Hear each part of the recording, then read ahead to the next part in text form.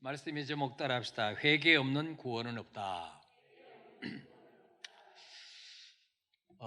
여러분, 보통 사람들은 죄를 회개하라 그러면은 듣기 싫어요, 듣기 좋아요? 거시기 하죠. 부담스러워요. 내가 무슨 죄가 그렇게 많은데 나보고 회개하라 그러냐. 그래서 요즘 교회들마다 강단에서 이 회개 설교가 끊어진 지 오래됐어요. 저도 잘 안 하죠. 여러분 상처받을까 싶어서. 근데 오늘 합니다. 제가 왜 하느냐, 왜 우리가 회개하라 그러면 부담으로 느껴지는 거 하니까 하나님의 본심을 모르기 때문에. 왜 하나님 우리에게 회개하라고 하실까? 본심을 알면은 부담스러워하지 않죠. 싫어하지 않죠. 사형 선고를 받은 죄인에게 회개하고 돌이키라는 말은 은혜의 말씀이고 이 세상에서 최고의 기쁜 소식이죠. 왜? 그거는 뭐예요? 회개하면 살려주겠다는 말이기 때문에. 자, 사도행전 2장 36절 한번 읽어볼까요? 시작. 그런즉 이스라엘 온 집은 확실히 알지니 너희가 십자가에 못 박은 이 예수를 하나님이 주와 그리스도가 되게 하셨느니라 하니라. 아멘. 오순절날 성령 충만 받고 베드로가 거기 모인 모든 사람들에게 설교할 때에 핵심적인 내용이 뭐냐?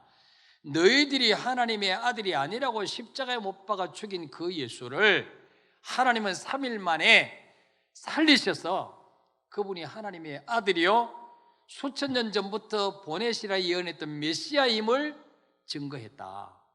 그래서 그 예수를 하나님이 모든 인생의 주인과 그리스도가 되게 하셨다. 이 설교를 했어요. 그랬더니 이 설교를 듣는 사람들이 두려움이 몰려오는 거예요. 왜 그렇습니까? 일반 사람을 죽여도 살아남지 못할 텐데 하나님의 아들을 죽였어요. 이스라엘 백성이 그렇게 두려워하는 하나님의 아들. 이스라엘 백성들은 하나님이라는 이름도 두려워서 잘 못 불렀어요.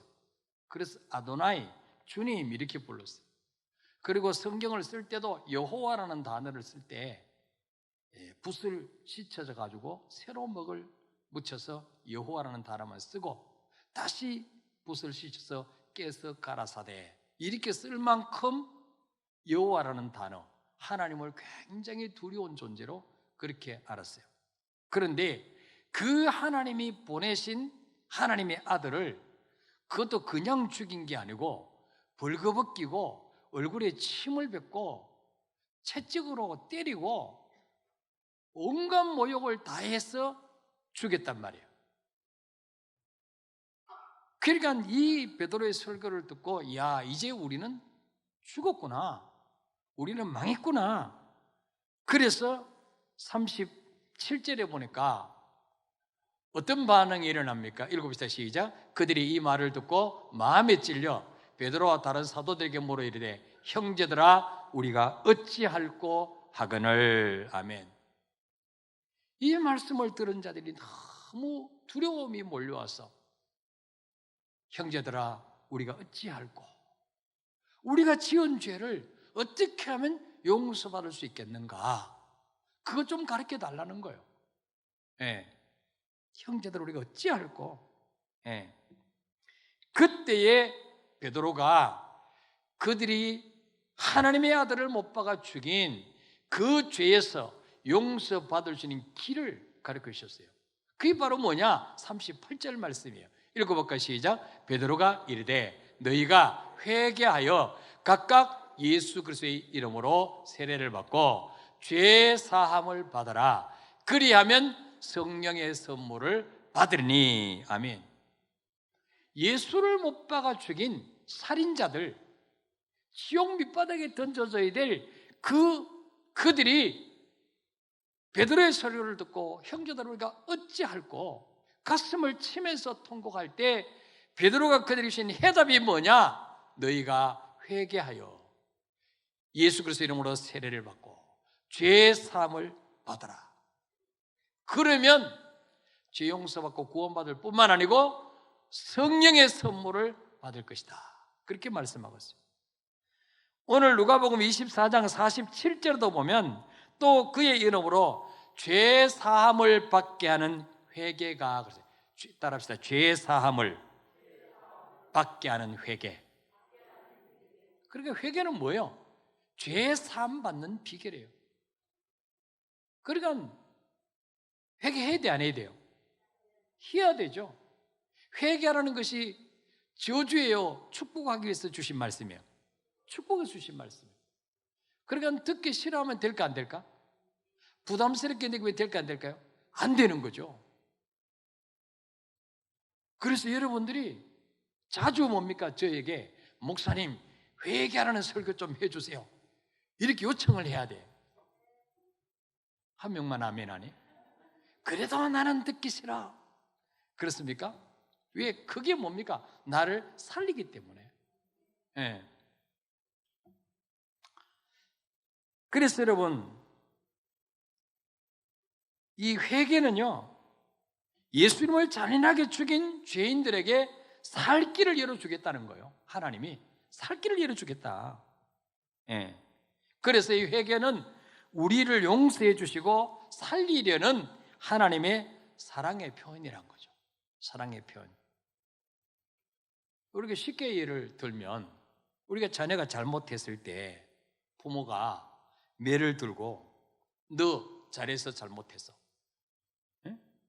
너 빨리 잘못했다고 빌어, 이렇게 하는 것은 왜 합니까? 그 자녀를 용서해 주려고 하는 거예요? 아니면 쫓아내려고 하는 거예요? 패 죽이려고 하는 거예요? 용서하려고.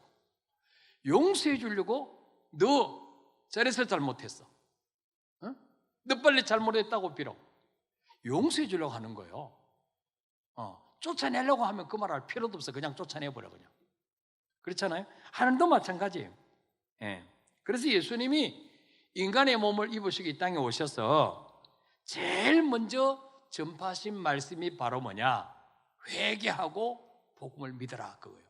자, 마가복음 1장 14절 15절 읽어볼까요? 시작.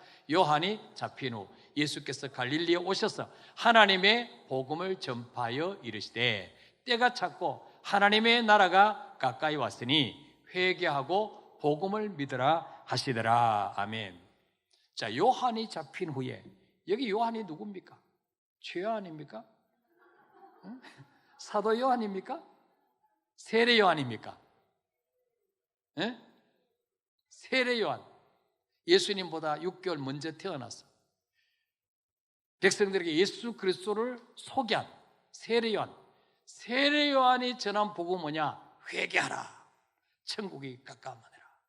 근데 세례 요한이 헤롯 왕의 잘못을 지적하다가 감옥에 갇혔어요. 그 이후로부터 예수님이 이제는 갈릴리에 오셔서 직접 복음을 전파하시는데 15절에 보니까 뭐라고 전하셨냐? 때가 찼고 하나님의 나라가 가까이 왔으니 회개하고 복음을 믿으라 하시더라. 따라합시다. 회개하고 복음을 믿으라 하시더라. 예. 우리를 위해서 아들을 내어주신 그 성부 하나님 앞에 우리가 무슨 일을 하겠다고 나서는 것보다도 더 시급하고 중요한 것은 하나님이 계셔야 될 그 자리에 내가 앉아서 내가 하나님 노릇하고 내가 주인 노릇한 죄를 회개하는 것입니다. 물론 우리가 도덕적으로 지은 죄, 하나님 앞에 믿음으로 살지 못한 죄도 회개해야 되지만 여기서 가장 큰 회개가 뭐냐? 내가 하나님의 자리에 앉아 있었던 거.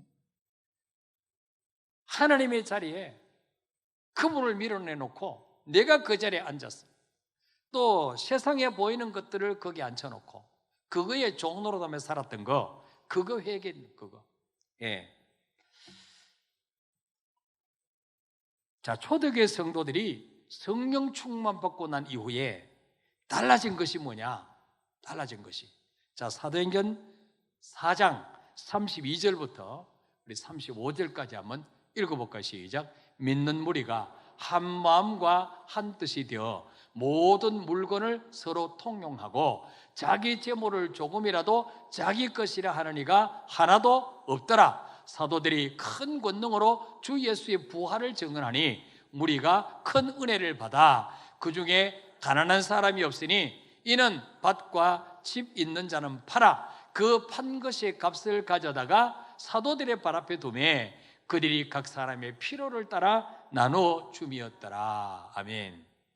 여러분, 초대 예루살렘 교회 성도들이 성령 충만 받고 예수님을 주인으로 모셔드리고 인생의 주인을 바꾸고 달라진 것이 뭐냐? 삶 속에 확실하게 눈에 띄게 달라진 것이 뭐냐?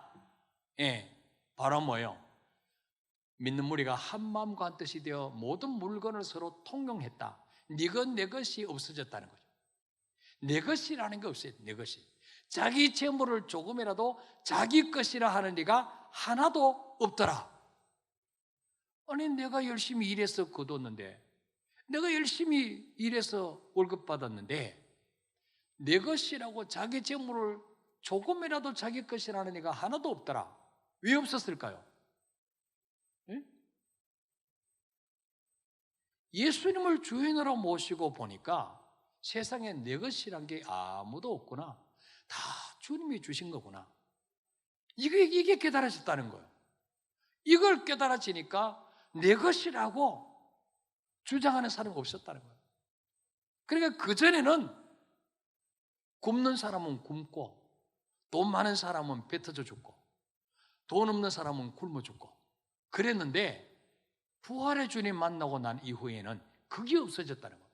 빈부격차가 없어졌다. 빈부격차가. 자, 그래서 33절에 사도들이 큰 권능으로 주 예수의 부활을 증언하니 무리가 큰 은혜를 받아. 그 다음에 34절에 그 중에 어떤 사람이 없으니? 가난한 사람이 없으니. 왜 가난한 사람이 없을까요? 예? 밭이 있고 집이 있는 자는 팔아서 판값을 가지고 교회에 왔다는 거죠. 여기 이 당시에 이스라엘 백성이 로마의 식민지로 있었잖아요. 다 소작농이에요. 소작이. 자기 게 없어요. 별로. 근데 그 중에 정말 자기 밭이 있는 사람이 있었어요. 자기 집이 있는 사람이 있었어요. 주님 만나고 보니까 이게 내 집인 줄 알았는데 내 밭인 줄 알았는데 내 것이 아니구나. 주님이 잠깐 맡겨주신 거구나. 그럼 어떻게 해요? 집 없는 사람, 밭이 없어서 먹을 것이 없는 사람과 나눠 먹어야 되죠. 우린 내게 아니니까. 그래서 그걸 팔아가지고 교회로 가져왔다는 거죠. 자, 그래서 뭡니까? 사도들의 발 앞에 두매 그들이 각 사람의 필요를 따라 나눠줌이라. 그래서 뭐요? 이 사람 우리 집에 있는 거 다 가져와가지고 다리미가 없는 사람은 자기 집 빨래해서 이 다리미 가져가서 쓰고 갖다 놓고 뭐 또 도마가 없는 사람은 이 도마 가져가서 쓰고 또 갖다 놓고 그야말로 뭐예요? 공동체 생활이 됐다는 거죠. 그러니까 뭐예요? 그야말로 이 평등, 공평 하나가 됐다. 하나가. 뭐 큰 부자도 없고 전에 가난했던 사람도 교회만 오면 가난에서 벗어나니까. 그러니까 전도가 될까 안 될까요? 되죠. 근데 이렇게 좀 한번 해보면 좋을 것 같아요. 그러면 한번 전도가 잘 될 것 같아요. 특히 못 사는 사람들 많이 올 것 같아요. 요즘 그 전세법 개정을 했어요. 그래가지고 한 번 계약을 하면 2년 계약을 하는데 그 세입자가 원하면 2년 더 해줄 수 있다. 그리고 연장할 때는 전세금을 5% 이내로만 올릴 수 있다. 이렇게 법을 이제 여당에서 밀어붙여가지고 했어요. 자, 그런데 이제 집 있는 사람들은 여기서 불만이 있는 거예요. 불만이. 그래서 집단 데모를 하는 거예요. 내 집을 왜 내 맘대로 돈을 못 받느냐? 내 집 가지고 내가 전세를 내는데 왜 5% 밑으로만 올리라고 하느냐? 이래가지고 데모를 하는 거예요. 내 집이 어디 있습니까? 내 집이. 예? 다 주님이 주신 거지. 그죠? 내가 내 이름으로 등기되어 있을 뿐이지. 그래서 이 자본주의가 좋은 점도 있지만, 그러나 어떻습니까? 이 남을 배려하지 않는, 나만 행복하면 되겠어요? 옆집 사람도 행복해야지. 같이 행복해야지. 나는 배 터지는데 옆집 사람은 굶어 죽고 있어. 그러면 그 사람들이 칼 들고 우리 집에 안 오겠어요? 응? 다 골고루 잘 살아야지 범죄가 줄어들고 살기 좋은 세상이 되지 않겠어요? 예. 자, 그래서 사실은 이제 공산주의 이론이 여기서 생긴 거거든요. 우리 너무 잘 사는 사람도 없고 굶어 죽는 사람도 없고 우리 모두가 다 같이 그냥 같이 먹고 살자, 이런 이론에서 시작했는데 실제로는 지금 안 그렇죠. 김씨 가문은 배 터지게 살고 박씨들은 힘들게 살고, 응? 그렇게 되는 거죠. 자, 그래서 로마서 14장 8절에서 9절 보면 읽어볼까요? 시작. 우리가 살아도 주를 위하여 살고 죽어도 주를 위하여 죽나니 그러므로 사나 죽으나 우리가 주의 것이로다. 이를 위하여 그리스도께서 죽었다가 다시 살아나셨으니 곧 죽은 자와 산 자의 주가 되려 하심이라. 아멘. 자, 바울이 말합니다. 우리가 살아도 주님 위해서 살고 죽어도 주님 위해서 죽어야 된다. 왜? 우리는 살아도 주님의 것, 죽어도 주님의 것이니까. 예. 그러면서 9절에 보니까 이를 위하여 그리스도께서 죽었다가 다시 살아나셨으니, 이를 위하여. 뭘 위하여? 뭘 위하여 주님이 우리 죄 때문에 죽었다 살아나셨어요? 우리로 하여금 살아도 주님 위해서 살고 죽어도 주님 위해서 살게 하시려고, 다시 말하면 우리 인생의 주인이 되어주시려고 주님이 인간의 몸을 입으시고 이 땅에 오셔서 내 죄를 대신해 십자가 죽으셨다가 살아나셨다는 거예요. 믿습니까, 여러분? 왜 죽으셨다 살아나셨다고? 누구 주인 되시려고? 그렇죠. 나의 주인이 되어주시려고. 주인이 되시려고. 그래서 곧 예수님은 산자와 죽은 자의 뭐가 되려 하심이라? 주가 되려. 주가 뭐예요? 주인. L-O-R-D, Lord.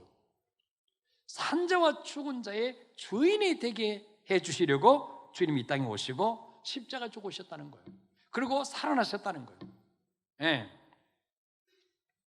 저번에 제가 한번 말씀드렸죠. 식당을 차렸는데 안 되는 사람은 주인만 바꾸면, 백종원 씨를 주인으로 모시면 그 식당 푸틴하게 잘 되게 됐어요. 그렇죠? 여러분, 우리 인생이 망가지고 소망이 없고 정말 망할 것 같고, 근데 주인만 바꾸면, 예수님을 내 인생의 주인으로 모셔드리면 그때부터 내 인생이 달라지는 거예요. 믿습니까, 여러분? 예. 언제부터 불행이 끝나고 행복이 시작되느냐? 주인 바꿀 때부터. 인생의 주인 바꾸면 그때부터 불행이 끝나고 행복이 시작되는데, 근데 우리는 어떻습니까? 곧 죽어도 내가 하겠다는 거예요. 실패해도 망해도 내가 해보고 망하겠다는 거예요. 주님께 맡기지는 못하는 거예요. 그러니까 우리 주님께 우리가 맡길 때 책임져 주시는데, 맡기지 않으니까 책임져 주실 수가 없죠. 맡기지 않으니까. 내 자녀도, 물질도, 내 노후도, 내 미래도, 내 생명도 주님께 맡겨드려야 그분이 내가 경영하는 것보다도 훨씬 더 소지맞게 경영해 주실 텐데, 맡기지를 못하는 거죠. 왜 못 맡깁니까? 에? 신뢰하지 못하기 때문에, 믿지 못하기 때문에 못 맡기는 거예요. 믿지 못하기 때문에. 그래, 입으로는 믿습니다. 근데 안 믿어, 실제로는. 그죠? 그러니까 그러면서 뭐요? 또 천국은 가고 싶어해. 안 믿으면서. 그래서 마태복음 7장에 뭐라 말씀합니까? 너더러 주여 주여 하는 자마다 다 천국에 들어갈 것이 아니요, 내 아버지 뜻대로 행하는 자라에 들어가라. 우리가 하나님 말씀대로 행한다는 말은 뭐예요? 주인을 바꿨다는 말이에요. 이제는 내 마음대로 내 생각대로 살지 않고 주님 말씀대로 살겠습니다. 주인을 바꾼 사람만이 말씀대로 순종할 수 있는 거예요. 믿습니까, 여러분? 네. 여러분, 성도가 뭡니까? 성도가 뭐냐? 우리 로마서 1장 3절에서 6절까지 읽어보세요. 시작. 그의 아들에 관하여 말하면 육신으로는 다윗의 혈통에서 나셨고 성결의 영으로는 죽은 자들 가운데서 부활하사 능력으로 하나님의 아들로 선포되셨으니 곧 우리 주 예수 그리스도시니라. 그로 말미암아 우리가 은혜와 사도의 직분을 받아 그의 이름을 위하여 모든 이방인 중에서 믿어 순종하게 하나니 너희도 그들 중에서 예수 그리스도의 것으로 부르심을 받은 자니라. 아멘. 성도가 어떤 사람이냐? 성도가 누구냐? 먼저 예수님을 그래서 쭉 설명을 했어요.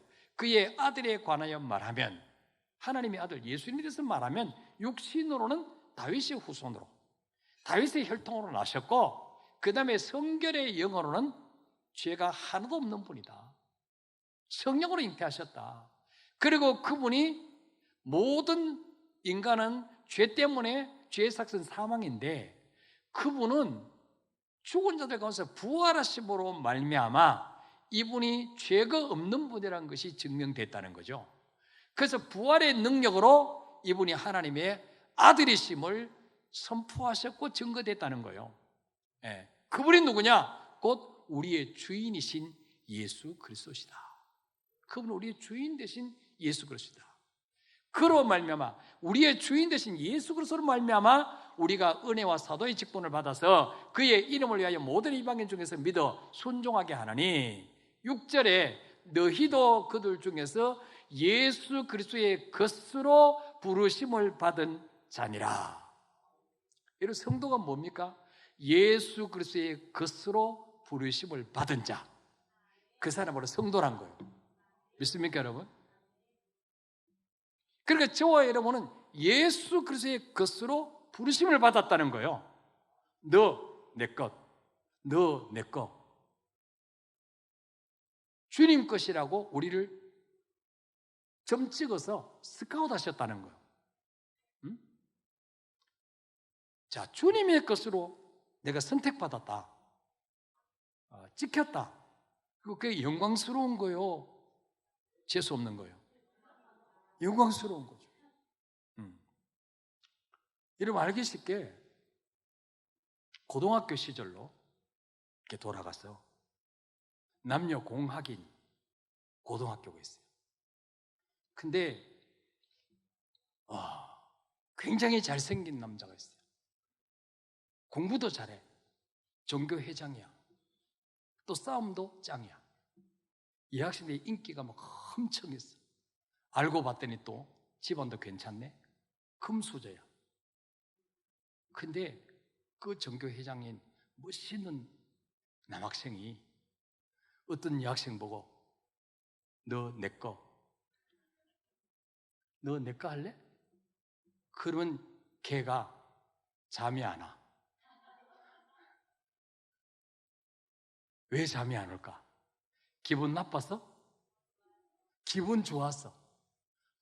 수많은 여학생들이 있는데 저 멋있는 전교회장, 공부도 잘하고 모든 것이 나무랄 데 없는 저 남학생이 나를 찍었어. 너 내 거 그랬어. 잠이 안 와. 근데 반대로 잘 씻지도 않고 머리가 떡질해서 오고 공부도 지지를 못해. 맨날 벌 쓰고 있어. 근데 생긴 것도 그냥 자유분방하게 생겼어. 그냥 좋아 보이는 거는 눈곱만큼도 없어. 근데 그 남학생이 어느 날 수빈이 보고 너 내 거 이랬어. 수빈이가 잠이 안 와. 왜 잠이 안 올까? 좋았어? 자존심 상해. 아니, 나를 도대체 어떻게 보는 거야? 내가 그 정도밖에 수준 안 되는 것 같아? 어우, 재수 없어. 예? 어우, 밥맛이야. 그럴 거요. 그렇죠? 예. 우리 예수님이 아무 능력도 없고 아무 힘도 없는 그분이 너 내 거 이러면 우리는 주니까 안 할래나? 나 그냥 나대로 살래. 예? 근데 하늘과 땅의 모든 권세를 가지신 그분이 열면 닫을 자가 없고 닫으면 열 자가 없는, 예, 부하기가 주께로 말미암고 크게 하심과 강하게 하심이 주의 손에 있나이다. 모든 것의 주인 되신 그분이 너 내 거야. 내가 너를 책임져 줄 거야. 그러면은 감사해야 돼? 싫어 여겨야 돼요? 예. 정말 내가 너무 예를 잘 드는 것 같다. 그렇죠? 예. 그래서 우리가 정말 주님이 내가 너를 책임져 주고 싶다. 내가 내 인생을 보생해 주고 싶다. 그럴 때 아멘 주 예수여. 나 같은 것의 주인 되어 주신다니까 너무 감사합니다. 예? 이래야 되겠죠. 예. 그러면서 뭐예요? 지금까지 쥐뿔도 능력도 없으면서, 가진 것도 없으면서 내가 주인 노릇 하려고 주님께 맡겨드리지 못했던 거 용서하여 주옵소서. 예? 주의 것이 돼야만이 주님이 책임지실 이유가 있죠.